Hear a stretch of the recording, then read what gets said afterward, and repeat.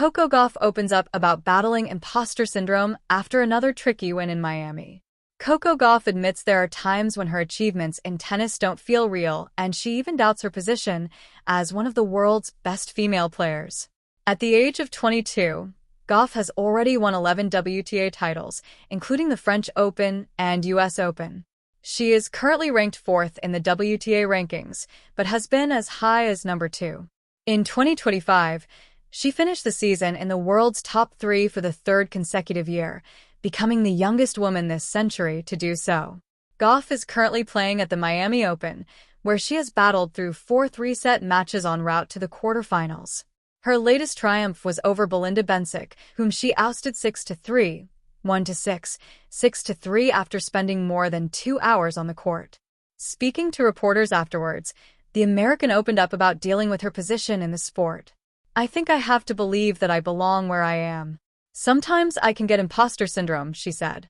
"Even when they're saying my accomplishments when I walk, or during the warm-up, it doesn't feel like me. And I'm like, oh, actually, I do have a good career.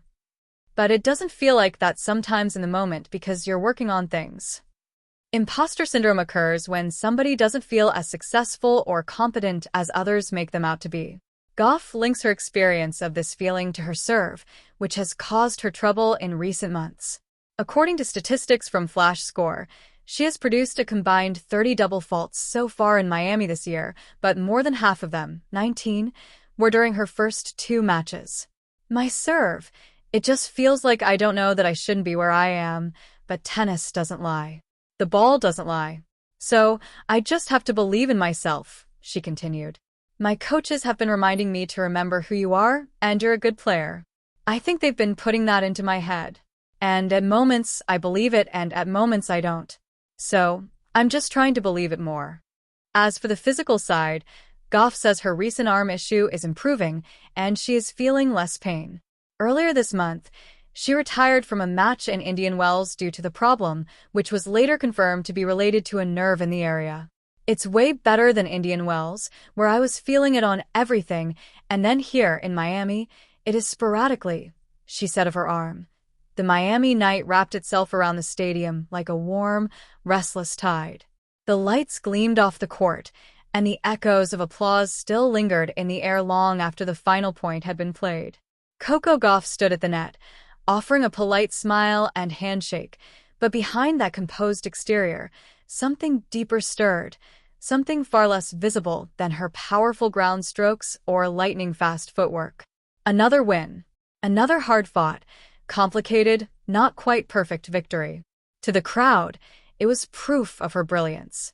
To the commentators, it was resilience. To the record books, it was progress. But to Coco, it sometimes felt like something else entirely.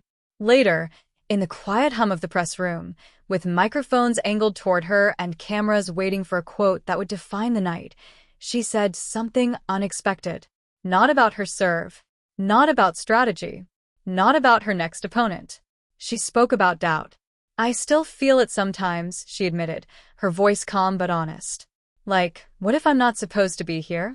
It was a startling confession from a player who had already achieved so much. A rising star, a champion, a name that carried weight across the tennis world. And yet, in that moment, she wasn't just an athlete. She was human. Imposter syndrome. The phrase hung in the air, heavy and real. It wasn't something the crowd could see when she chased down impossible shots or delivered clutch winners under pressure. It didn't show in her ranking or her accolades. But it lived quietly in the spaces between points, in the brief seconds before a serve, in the flicker of a thought after an unforced error. Tonight's match had been another test. Her opponent had pushed her to the edge, forcing long rallies and exposing small cracks in rhythm and timing. There were moments when Coco looked untouchable, and others when she looked uncertain. The scoreboard said she won. But the journey there told a more complicated story. "I'll win matches," she continued, choosing her words carefully, "and instead of thinking I played well, I'll think, maybe I just got lucky. Maybe next time it won't go my way." For many, that might seem surprising. How could someone so talented, so accomplished, question their place? But that's the nature of imposter syndrome. It doesn't care about logic. It doesn't measure trophies or rankings. It whispers quietly, persistently, asking questions that don't have easy answers. And yet, what made Coco's story compelling wasn't the doubt itself, it was how she faced it. Out on the court, there was no hesitation in her movement.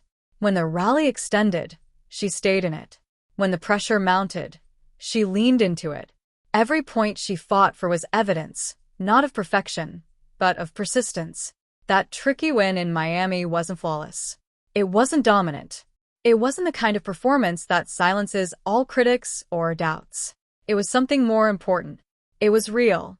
There's a certain courage in continuing forward while carrying uncertainty, in stepping onto the court, knowing the voice of doubt might follow, and choosing to play anyway. Coco wasn't waiting for the feeling to disappear. She was learning to coexist with it. "I think people assume confidence means you never doubt yourself," she said with a small smile. "But for me, it's more about trusting that I can figure things out, even when I do doubt." That distinction mattered, because confidence, in its truest form, isn't the absence of fear. It's the decision to move forward despite it.